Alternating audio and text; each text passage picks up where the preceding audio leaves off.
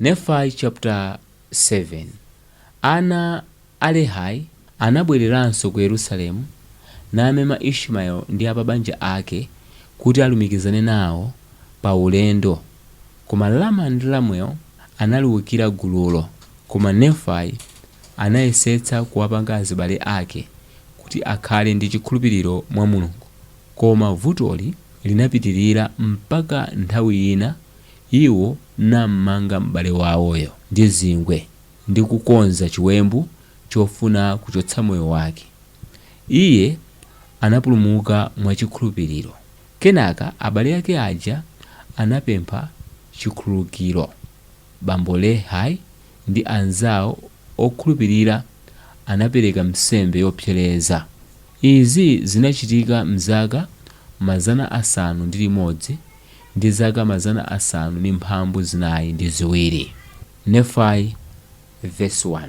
Koma nthawiyo ndidafuna kuwadziwitsa anthu za chinthu ichi, kuti bambo wanga Lehi atamaliza uneneri wokhudza mbewu yawo, Mulungu anawabwereranso ndi kuti sikunali kwabwino kuti iwo a Lehi akhale m'chipululu iwo ndi banja lawo lokha, koma kuti ana awo amuna adzitengere okha ana akazi kukhala azikazi awo, ndi kuti iwowa athe kuberekera ana Mulungu ndi kuwakuza m'dziko la lonjezano.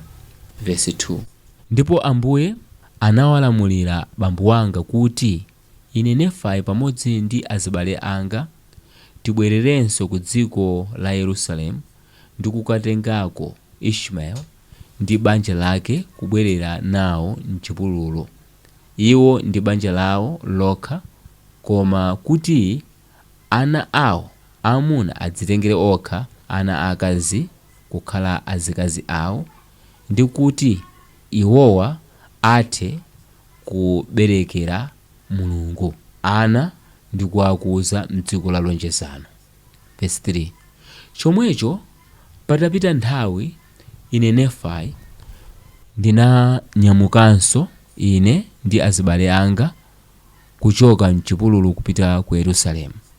Verse 4. Ndipo titapita ku nyumba ya Ismaeli tinalandiridwa bwino ndi mawu a Mulungu. Inali nkhani yolandiridwa bwino kwambiri ndi Ismaeli. Verse 5. Komatu Mulungu anapitiriza kufewetsa mtima wa Ismaeli moti pa mapeto a zonse iye ndi nyumba yace yonse adavomera kupita nafe ku chipululu kumene kunali mahema a bambo wanga. Verse 6. Koma titangolowa m'chipululumo, azibale anga Rama ndi Lemueli kuphatikizapo ana aakazi awiri a Ismaeli ndi mabanja awo anatigalukira ife. Nephi mkulu wanga mmodzi, Samu bambo wawo Ismaeli, mkazi wake ndi ana awo atatu. Verse 7. Mkugalukira kwawo anthuwa adafunitsitsa zobwereranso ku Yerusalemu. Verse 8.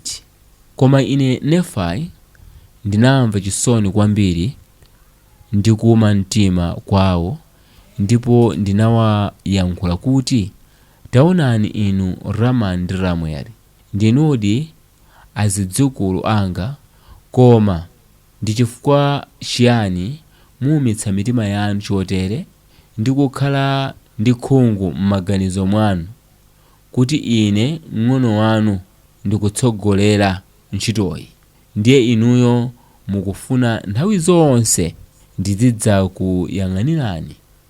Kodi simungakhale zitsanzo zabwino? Verse 9.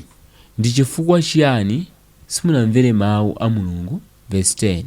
Mwayiwala kale kodi kuti mngelo wa Mulungu anaonekera kwa inu? Verse 11. Ndi zoona mwayiwala zinthu zazikulu zomwe Mulungu wationetsera potilanditsa m'dzanja la Labani ndi kutitengera mbiri. Verse 12. Zikutheka bwanji kuti mungaziwale chonchi zoti Ambuye amatha kupanga zinthu zonse m'malinga ndi kufuna kwake, kuti ana a anthu athe ndi kukhala ndi chikhulupiriro. Chotero pakufunika tikhale wokhulupirika kwa Iye. Verse 13. Ndipo tikakhulupirika ife tidzalandira dziko la lonjezano. Inu mudzakhulupirira patsogolo za zinthu zonsezi zikukwaniritsidwa monga kupasuka kwa Yerusalemu momwemo Mulungu ananenera. Verse 14. Ndipo ndinawawuza kuti Mzimu wa Ambuye suchedwa kusiya kulimbana nawo anthu, akakana aneneri monga anachitira ndi mneneri Yeremiya pomponya mndende, komanso mmene analimbana ndi kuti achotse moyo wa abambo anga ndi kuwathamangitsira kunja kwa mudzi. Verse 15. Koma mwa ichi ndinawawuzitsa azibale anga ndi onse otiwukirawo kuti akasankha kubwerera ku mzinda wa Yerusalemu, iwonso akawonongeka nawo limodzi. Koma pa ichi ndinati apange chisankho chawo, koma ine ndinawawunikira zomwe Mzimu unandivumbulutsira ine kuti ndilankhule. Verse 16. Koma pamene ine Nefai ndinawalankhula izi, azibale anga aja adandikwiyira ine mpaka kundimenya, popeza adakwiya nane kwambiri. Ndipo iwo anandimanga ine ndi zingwe nafuna kundipha, ndi kuti akatero andisiye ine m'chipululu kuti ndijiwe ndi zombo zakutchire. Verse 17. Koma ine ndinapemphera kwa Ambuye ndikuti, Ambuye, ine chikhulupiriro changa chonse chili pa Inu, Inuyo mundilanditse mphamvu zakuti ndithe kudula nazo zingwe anandimanga nazozi. Verse 18. Ndipo ine nditangomaliza kupemphera, mwadzidzidzi maunyolo onse aja anaduka kuchoka m'dzanja ndi miyendo yanga, ndipo ndinadzuka ndikuyamba kwayankhulanso. 19. Koma zitatero iwo anakwiya nanenso kwambiri nafunanso kuti andimenye ine. Koma mmodzi mwa ana akazi a Ismaeli pamodzi ndi mayi ake ndi mwana wina wamwamuna wa Ismaeli anawapempha azibale anga aja kuti asatero ndi ine, ndipo iwo anamvetsa nasiya zoti andiphe ine. 20.